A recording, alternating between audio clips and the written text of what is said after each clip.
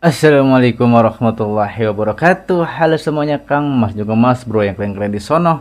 Kita akan membahas hasil spin race MotoGP 2025 di GP Argentina. Memang ini GP Argentina ini Marc Marquez lagi yang kembali menguasai seperti itu ya. Diikuti oleh adiknya Alex Marquez dan yang ketiga adalah Pecco Bagnaia seperti itu. Tapi sebelum itu saya akan menjabarkan data-data yang valid gitu ya dari tiap-tiap rider yang menguasai dari starting grid sama dari pertama sampai yang ke bawah seperti itu ya. Oke teman-teman, mari kita bahas tentang data MotoGP gitu ya. Dan ini adalah hasil sprint race gitu ya, sprint race MotoGP Argentina 2025. Yang pertama ini cuacanya ya 20 Celcius, artinya agak berawan, agak mendung-mendung gitu tapi tidak hujan seperti itu ya. Dan kelembapan 83% dan ground aspal itu 27 Celcius. Yang pertama pastinya adalah Marc Marquez yang pastinya tercepat dan dia memang ditempel sama adiknya gitu ya. Karena memang Marc Marquez dari FP1 latihan bebas kualifikasi sangat mendominasi, bahkan memecahkan rekor tercepatnya ketika dia di Honda gitu ya.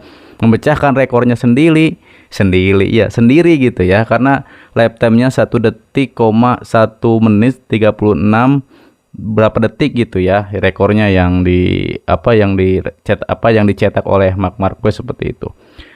Jadi Marc Marquez memang race ini gitu ya, langsung melesat secepat kilat dan adiknya menguntit di belakang, dan adiknya walaupun jaraknya itu dekat sekali dengan Marc Marquez tapi tidak bisa untuk menyalip Alex Marquez. Makanya Marc Marquez kayaknya ngepush terus biar tidak disalip sama adiknya seperti itu ya. Gacor sekali Pak Marquez, tidak tersentuh seperti itu ya. Dan ini sama seperti hasilnya di Thailand, cuma memang di sini ada hasil yang mengejutkan dari tim Honda gitu, di ASR Honda ini Johann Zarco. Yang kedua adalah Alex Marquez, dia menguntit kakaknya terus, dan dia start bagus juga seperti kakaknya dan langsung melesat gitu ya. Dan ketika Pecco Bagnaia Pecco Bagnaia startnya di posisi grid keempat gitu ya, grid keempat, dan startnya Pecco bagus dan dia langsung melesat saja dan bisa langsung menyalip Johann Zarco seperti itu. Bahkan Johann Zarco beberapa kali dia turun posisi ya seperti itu. Yang keempat memang Pecco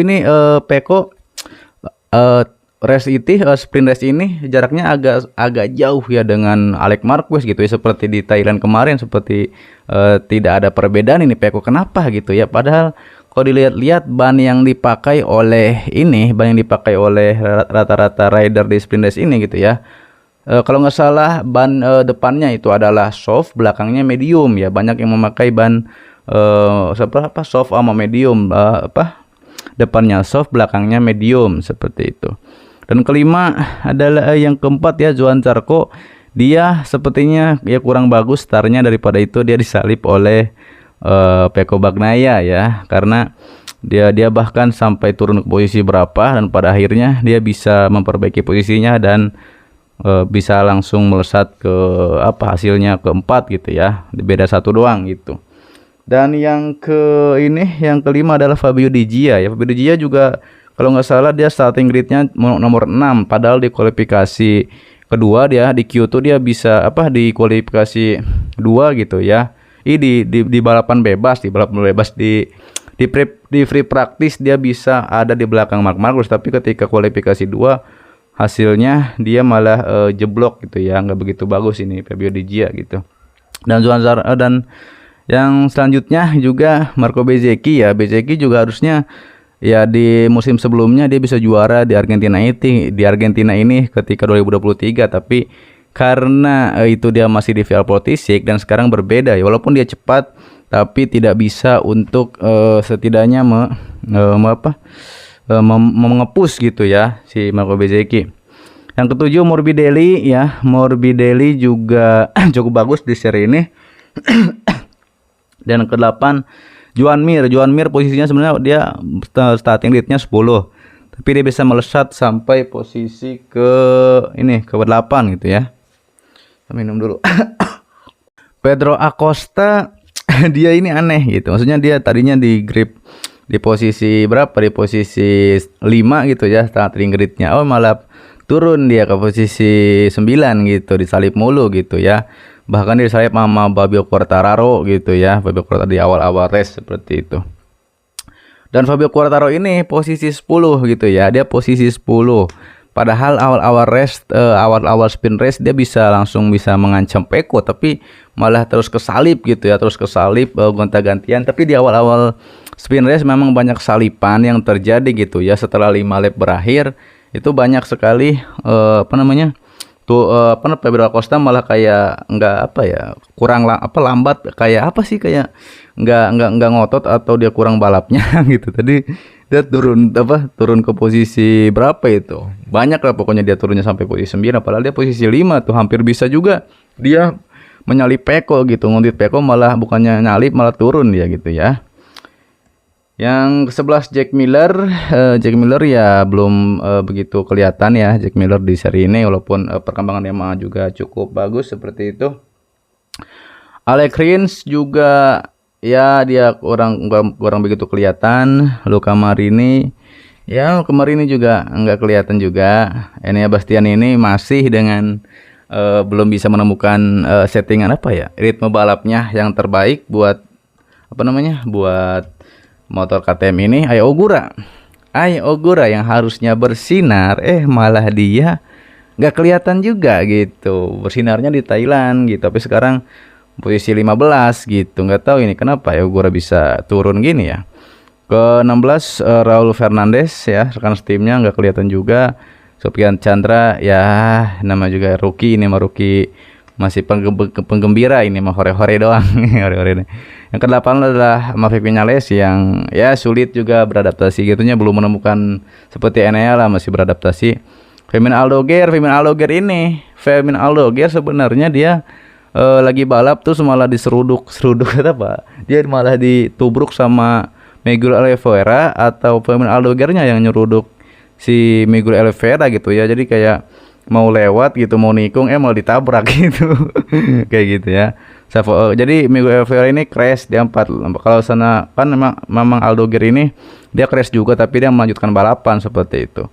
Dan Brad Binder juga dia berapa laps dia baru mulai atau lap 1 baru juga kalau nggak salah, langsung aja dia nggak sengaja atau gimana itu ya. Jadi kesenggol gitu sama motor lain di belakang dia, langsung crash. Kalau Miguel Oliveira sama Firmin Aldoger memang lagi diinvestigasi sama FIM, investigasi apakah emang sengaja atau tidak nubruknya gitu ya, seperti itu. Dan Savadori ya itu mah pengembang ya, itu susah gitu ya, bapuk seperti itu kalau misalnya ini gitu. Jadi oke, kita lihat ini gitu ya, fast lap ataupun lap setiap rider seperti itu nih. Fast lapnya kita lihat, fast lapnya ini pastinya yang pertama adalah Marc Marquez, dia lifetime-nya 1 menit 37 detik gitu ya. Yang kedua Alex seperti itu 1,37 detik gapnya gitu ya. Memang Alex sama Peko agak jauh gapnya seperti itu ya. Jadi ya ininya gitu. Jadi fast lap ini adalah fast lap setiap beberapa tikungan yang mereka bisa fast lap tercepat seperti itu ya. Dan Marc Marquez pastinya dia kan cepat sekali di tikungan, daripada itu bisa menjadi yang pertama gitu. Disusul oleh adiknya gitu ya 1,37 detik gitu ya. Marc Marquez lap ketiga, terus Alex lap keempat ya gitu. Jadi ini kan sprint ya. Terus 3 Johan Zarco di lap 8 dia bisa fast lap gitu ya. Bagnaia Peko ke lap 8 dan Fabio Di Gia lap ke-10 gitu ya. Bezeki lap kedua gitu ya, lap kedua gitu. Pedro Acosta ini dia walaupun bisa lap time nomor 7, tapi dia malah turun terus dia di spin race seperti itu. Morbidelli ke-8 gitu ya, dan Quartararo ke berapa ini, ke-9 ya, walaupun di awal-awal dia bisa melawan tapi malah mundur terus gitu. Joan Mir ke berapa ini? John Mir 10 ya. Ini leader Honda ini masuk 10 besar, John Mir sama Johan Zarco ya, yang menunjukkan hasil yang bagus seperti itu. Aldoger juga bisa di lap berapa ini? Lap 12 kali ya, gitu. Lap 2 ya, lap 11 gitu ya, lap 11 gitu. Terus ini Alex Rin lap 8. Ogura kurang bersinar ya, Ogura ya, lap 6. Terus Jack Miller lap 7 bisa tercepat fast lapnya. Terus Luca Marini lap 7. Terus Chandra lap 3. Ene Bastian ini melempem lap ketiga dia bisa fast lap gitu ya. Rata-rata posisi rata-rata ini ya, rata-rata yang bisa di 1 menit 38 detik ini rata-rata dari Fabio Di Gier sampai ke bawah sampai 21 ini rata-rata 1,38 detik, dan yang tercepat di fast lapnya gitu ya, di bagian lapnya itu di lap kayak Marc Marquez lap 3, lap Alex Marquez itu dari Marc Marquez sampai Fabio Di Gier itu rata-rata lap 1 sampai ini 4 besar ya, 4 besar. Marc Marquez tercepat fast lapnya di lap ketiga ya. Alex Marquez di ketiga, Johan Zarco yang keempat adalah Pecco Bagnaia. Itu adalah fast lap tercepatnya dia rider di spin race kali ini seperti itu. Dan ini menunjukkan hasil yang cukup bagus memang ya dari tim Honda ya, terutama Johan Zarco yang menunjukkan hasil yang baik seperti itu. Dan ini sama seperti di Thailand, cuma memang ini hampir sama sih sebenarnya ya. Agak jauh Pecco sama Alex seperti itu. Dan kita lihat lagi fast lapnya.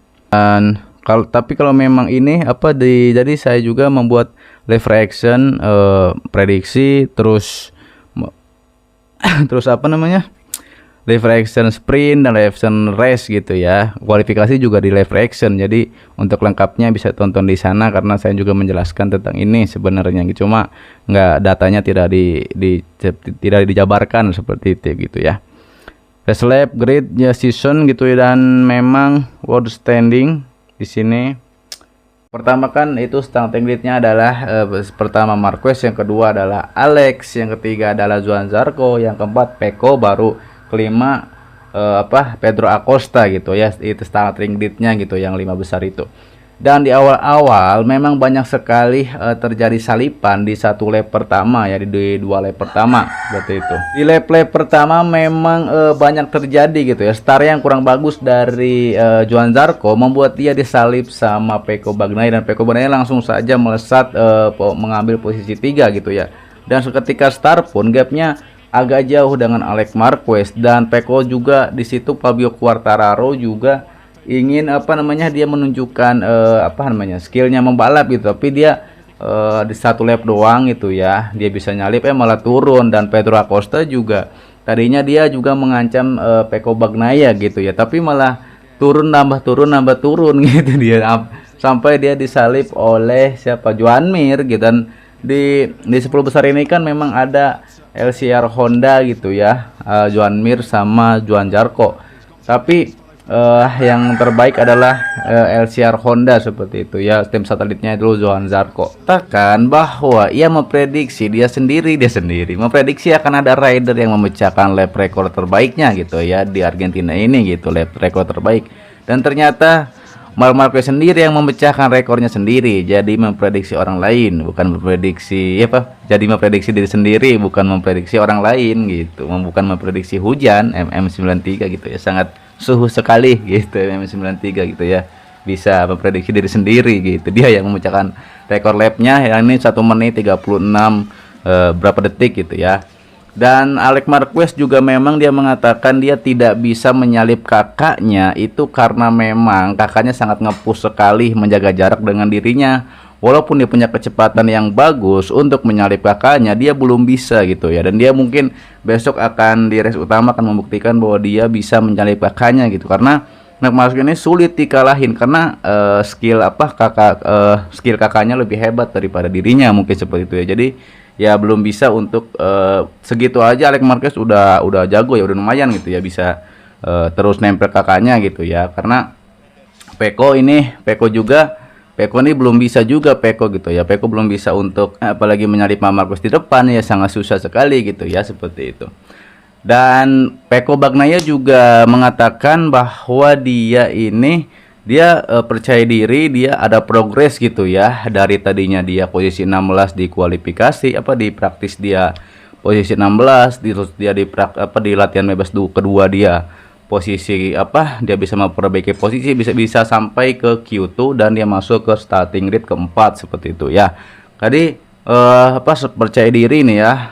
Peko tidak terlihat kena mental ya, dia terlihat seperti lebih kalem gitu ya di race ini gitu ya, lebih ya menerima kemenangan dari Marquez bersaudara, dan mungkin di race berikutnya mungkin dia akan lebih menunjukkan dirinya gitu ya, karena karena memang sirkuit flowing ini adalah sirkuit yang katanya mengikuti bebek mengikuti sirkuit Argentina ini, Termas de Hondo ini memang lebih flowing gitu ya, bukan tipe sirkuit yang stop and go, tapi lebih ke flowing gitu, jadi lebih lancar sirkulasinya gitu ya, kayak gorong-gorong air gitu sirkuitnya, bukan lebih lancar kayak aliran sungai gitu. Kalau tikungan-tikungan yang di Eropa kan mungkin lebih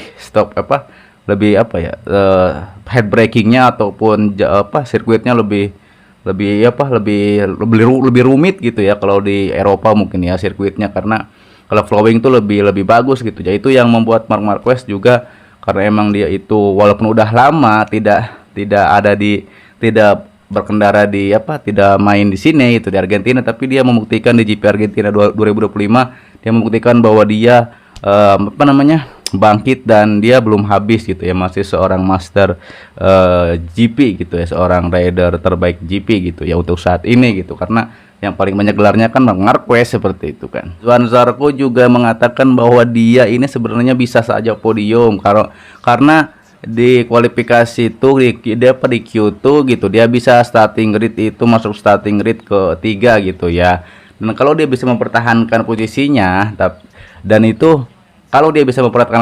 dia bisa saja podium, tapi karena dia startnya kurang bagus dan kesulitan gitu ya, dan dia akhirnya turun ke posisi 45 gitu ya, dan disalip sama Peko Bagnaia seperti itu. Karena Peko juga bilang dan Zarco juga bilang bahwa memang dia punya kecepatan, tapi di beberapa tikungan, di beberapa sektor dia kurang cepat, seperti itu ya. Seperti Peko juga yang bilang bahwa dia belum bisa mengimbangi kecepatan Marquez di tikungan, karena memang MM93 ketika di tikungan itu sangat cepat gitu ya, melibas tikungan dan sulit untuk terkejar gitu ya. Dan Peko bilang bahwa memang dia lemah di beberapa sektor tikungan yang membuat dirinya tertinggal jauh dari King Marquez, seperti itu ya. Dan Zarco juga seperti itu, dia turun-turun gitu ya, dan dia bisa memperbaiki posisinya hingga sampai keempat gitu, walaupun di awal-awal race dia melempem turun seperti itu posisinya. Adalah Fabio Di Giannantonio, dia memang harusnya bisa gitu ya membuktikan dirinya dia di race di sprint race ini, di sprint race MotoGP Argentina. Tapi dia di latihan bebas bisa ngebuntutin Marquez, latihan bebas kedua ya, di Q2 dia masuk Q2 gitu, kok malah starting grid berapa ini, ke-6 atau ke berapa nih ya si Fabio Di Giannantonio.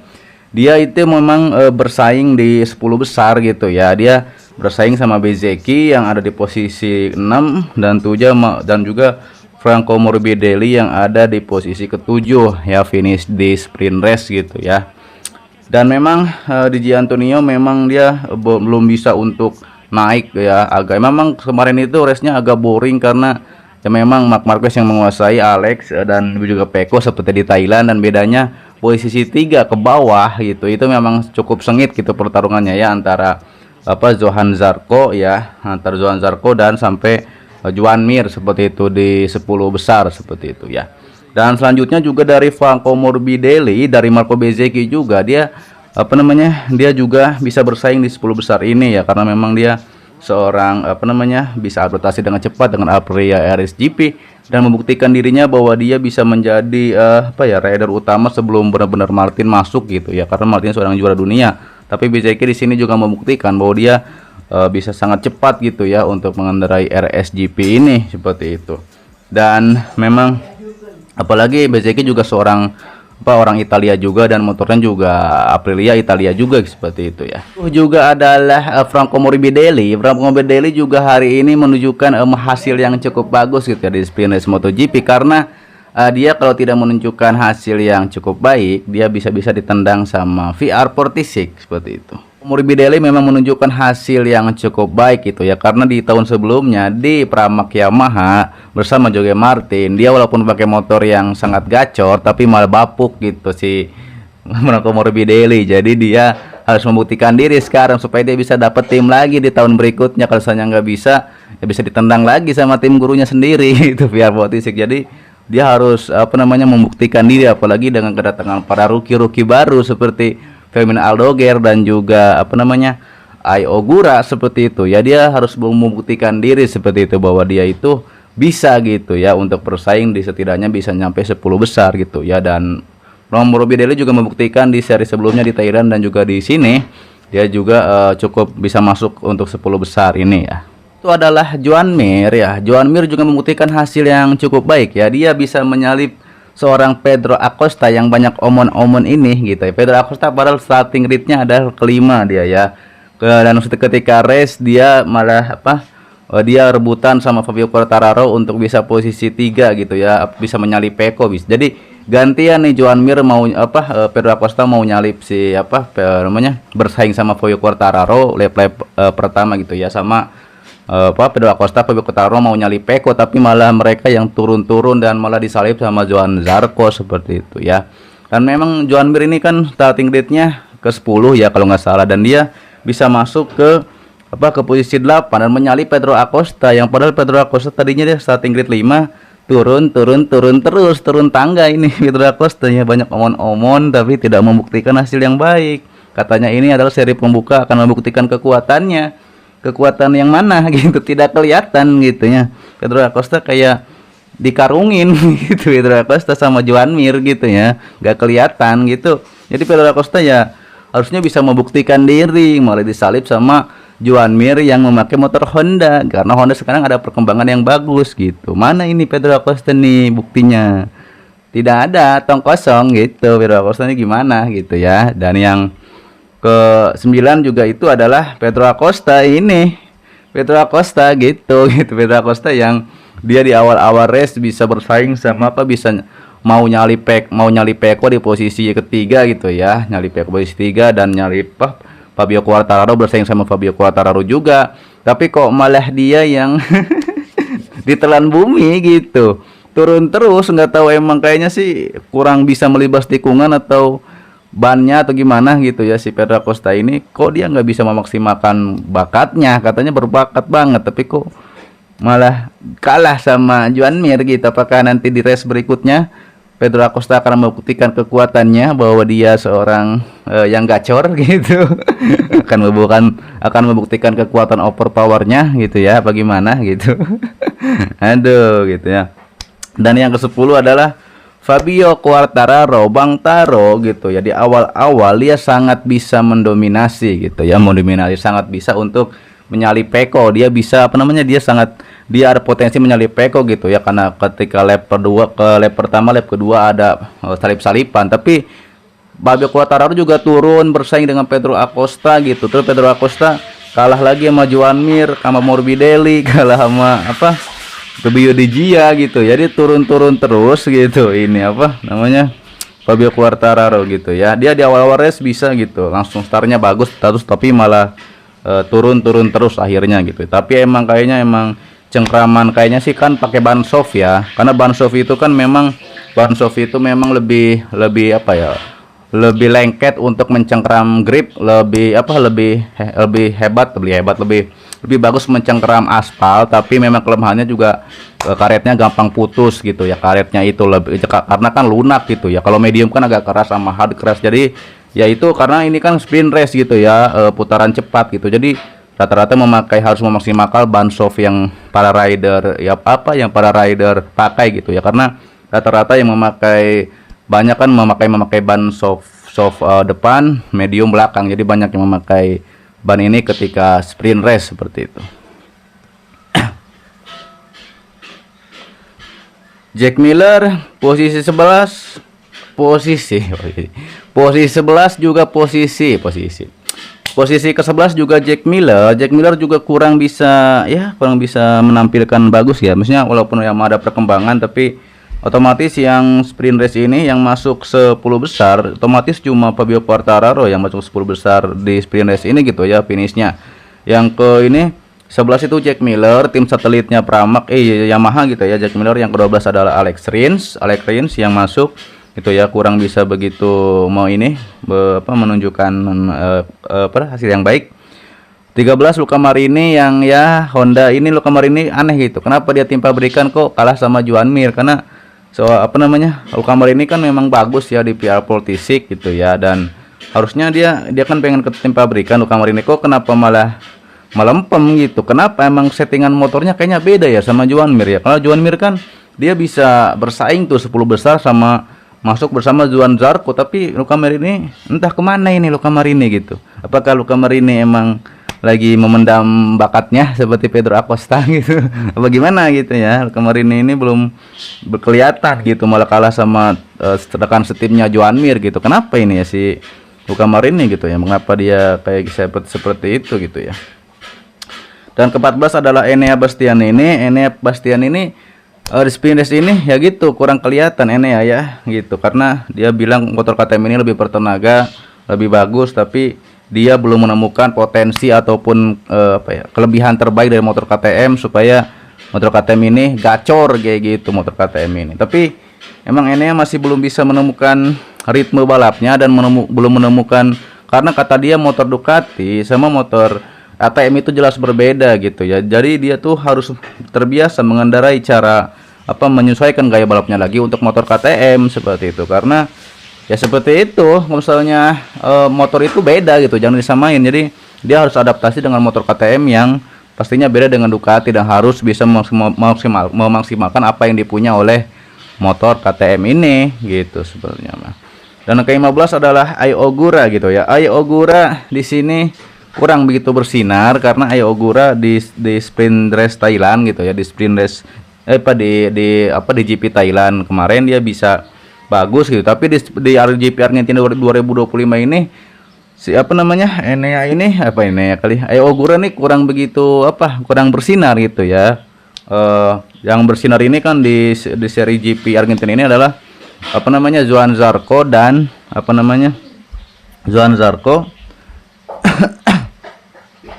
iya, yang bersinar itu adalah pabrikan atau yang bersinar adalah tim dari LCR Honda, Joan Zarco dan Joan Mir, yang bisa Honda terkenalkan bapuk, tapi Honda bisa setidaknya bisa masuk ke 10 besar seperti itu. Ai Ogura ya ini karena seorang rookie of the year memang adalah Ai Ogura, kemarin bersinar banget, tapi seorang rookie yang sensasional harusnya memang bisa untuk konsisten. Kadang seorang rider untuk menjadi seorang juara dunia dia perlu konsistensi gitu ya, bukan cuma bukan cuma 1-2 seri balapan atau seorang GP negara tertentu, tapi harus bisa untuk semua sirkuit dia bisa adaptasi dan setidaknya bisa podium ataupun ke 5 besar. Itu artinya rider tersebut harus bisa ada potensi untuk menjuarai MotoGP, karena konsistensi itu perlu gitu ya, dan manajemen ban juga seperti itu. Dan yang ke-15 ada Raul Fernandez, rekan setimnya yang juga nggak kelihatan. 17 Sopkiat Chandra, rookie hore-hore gitu, penggembira doang hore-hore gitu ya. Ini Sopkiat Chandra. Finalis juga ya seperti itu, sama Finalis juga katanya dia ingin juara bersama KTM setidaknya gitu ya, tapi kok malah nggak kelihatan Finalis juga gitu. Kayak Enea dia maksudnya lagi memaksimalkan apa yang dipunya oleh motor KTM, tapi ya belum kelihatan juga sih sebenarnya Finalis ini.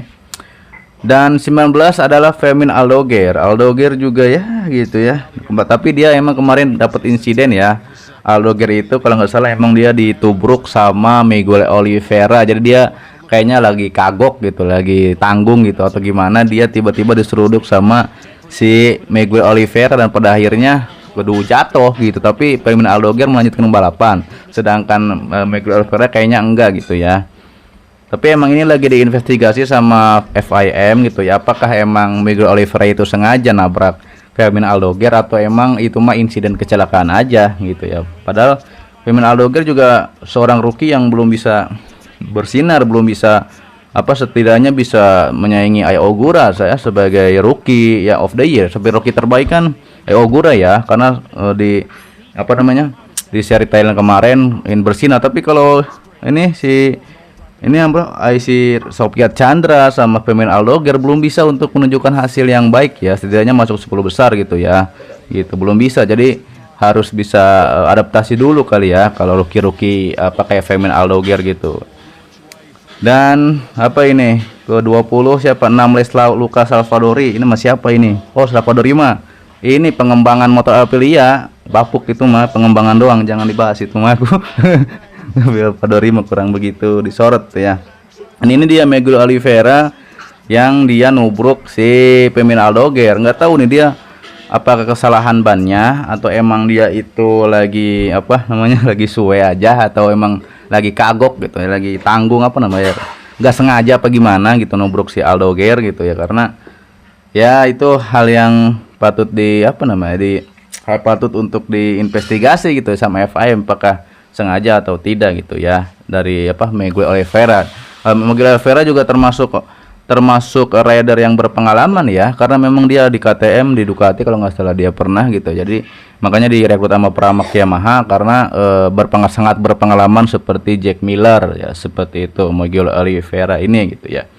Dan yang selanjutnya adalah tidak finish gitu ya, lap 1 baru lap 1 Brad Binder ya. Brad Binder juga kesenggol kayaknya, disenggol-senggol sama siapa dia, Brad Binder gitu. Dia sepertinya dia lagi lap 1, lagi ke lap 1 dia lagi kayak banyakan gitu ya di race gitu, banyakan ketika lap pertama kan banyakan.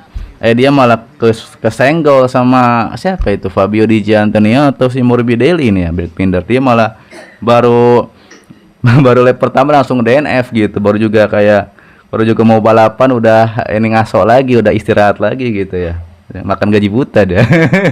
Gaji buta namanya Brad Binder gitu ya, baru juga mau masuk udah ditubruk aja dia gitu ya. Jadi kasihan tuh si Brad Binder seperti itu.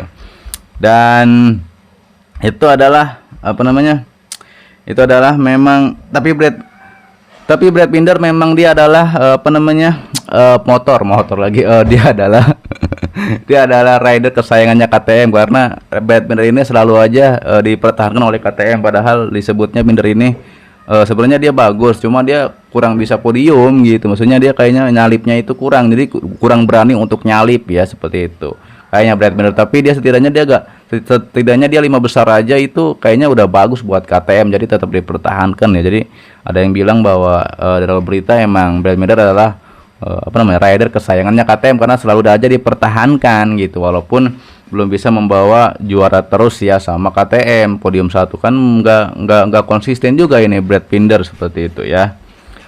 Dan itulah tadi gitu ya hasil ataupun pembahasan tentang Sprint Race MotoGP 2025 di Argentina. Kita pastinya akan live reaction juga di channelnya Imam Towi ya. Di channelnya Imam Towi ini gitu kita akan reaction live reaction kualifikasi, sprint race dan race utama. Kita akan reaction lagi malam ini. Daripada itu jangan lupa gitu ya, jangan lupa untuk untuk membuktikan untuk jangan lupa untuk ini apakah ini pertanda bahwa Marc Marquez akan menjadi juara dunia gitu ya. Apakah Marc Marquez akan lebih cepat ya untuk mengunci gelarnya gitu ya, mengunci gelar di tahun ini gitu ya. Maksudnya mengunci gelarnya lebih cepat, ataukah harus sampai seri terakhir seperti Pecco dan Martinator untuk bisa memperebutkan gelar kali ini. Tapi kalau misalnya terus seperti ini, tidak ada perlawanan dari Pecco Bagnaia atau rider lainnya ya untuk Marc Marquez, ini agak memang sedikit boring gitu ya. Harusnya Marc Marquez mah di starting grid-nya itu di belakang gitu, startingnya gitu, mulai balapannya dari posisi 15 aja gitu ya, biar seru gitu nyalip semua rider gitu ya. Apakah ada yang bisa melawan King MM93 atau tidak gitu ya, kalau misalnya dimulai di GP selanjutnya ya, bukan cuma di GP Argentina ini tapi di GP selanjutnya Maksudnya ada harusnya gitu kalau bisa mah gitu. Tapi kan Marc Marquez mah terlalu gacor, terlalu cepat gitu ya. Dia di libas tikungannya dia cepet banget, di head braking dia cepet gitu ya. Maksudnya halus, cepet, dan di akselerasi juga top gitu. Jadi itulah susah untuk mengalahkan Marc Marquez ya. Apalagi rider lain belum bisa mengimbanginya karena mereka selalu aja ada kekurangan di tikungan ataupun di tikungan beberapa sektor, yang di beberapa tikungan yang mereka tidak cepat seperti Marc Marquez, seperti itu ya. Terima kasih yang sudah menonton video ini, dan sampai jumpa kembali di sprint race di video. Jangan lupa juga tonton live reaction saya di live ini, dan sehat-sehat buat semuanya. Jangan lupa untuk menjalankan ibadah puasa dengan lancar dan ibadah 5 waktu yang tepat. Oke. Terima kasih, dan sampai jumpa kembali di video selanjutnya. Assalamualaikum warahmatullahi wabarakatuh.